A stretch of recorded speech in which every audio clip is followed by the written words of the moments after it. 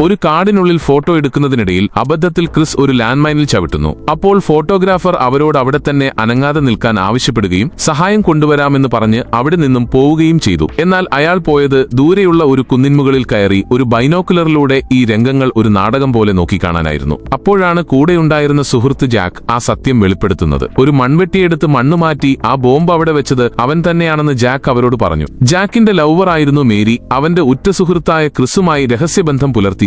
അതിലും വലിയ മണ്ടത്തരം എന്തെന്നാൽ ഉറ്റ സുഹൃത്തായ ജാക്ക് ഇതെല്ലാം ക്ഷമിക്കുമെന്ന് കരുതി ക്രിസ് തന്നെ ഈ വിവരം അവനോട് പറഞ്ഞിരുന്നു. പ്രതികാരം ചെയ്യാൻ ഈയൊരു നിമിഷത്തിനായി കാത്തിരിക്കുകയായിരുന്നു ജാക്ക്. ഇതൊരു വ്യാജ ബോംബാണെന്ന് ക്രിസ് ആദ്യം കരുതിയെങ്കിലും അതിന്റെ സേഫ്റ്റി പിൻ താൻ ഊരിമാറ്റിയിട്ടുണ്ടെന്നും അത് ഏതു നിമിഷവും പൊട്ടിത്തെറിക്കാമെന്നും ജാക്ക് പറഞ്ഞു. ക്രിസിനെ വെറുതെ വിടാൻ മേരി കരഞ്ഞ് കാലുപിടിച്ചിട്ടും ജാക്കിന് യാതൊരു ദയയും തോന്നിയില്ല. പകരം അവൻ ആ പിൻ ദൂരേക്ക് വലിച്ചെറിഞ്ഞിട്ട് ഫോട്ടോഗ്രാഫർ കാത്തുനിൽക്കുന്ന കാട്ടിലേക്ക് യാതൊരു കൂസലുമില്ലാതെ നടന്നുപോയി. തന്നെ ഉപേക്ഷിച്ച് രക്ഷപ്പെടാൻ ക്രിസ് പറഞ്ഞിട്ടും മേരി തയ്യാറായില്ല. അവൾ താഴെ വീണ ആ പിന്നെടുത്ത് വീണ്ടും ബോംബിലിടാൻ പരമാവധി ശ്രമിച്ചെങ്കിലും പരാജയപ്പെട്ടു. കനത്ത ചൂടിൽ പ്രതീക്ഷകളെല്ലാം നഷ്ടപ്പെട്ടു നിൽക്കുന്ന ആ നിമിഷം കാട്ടിൽ നിന്നും അപരിചിതനായ ഒരാൾ അവരുടെ മുന്നിലേക്ക് വന്നു. തങ്ങളെ രക്ഷിക്കാൻ വന്ന ആളാണെന്ന് അവർ കരുതിയെങ്കിലും യഥാർത്ഥത്തിൽ അതൊരു സൈക്കോ ആയിരുന്നു.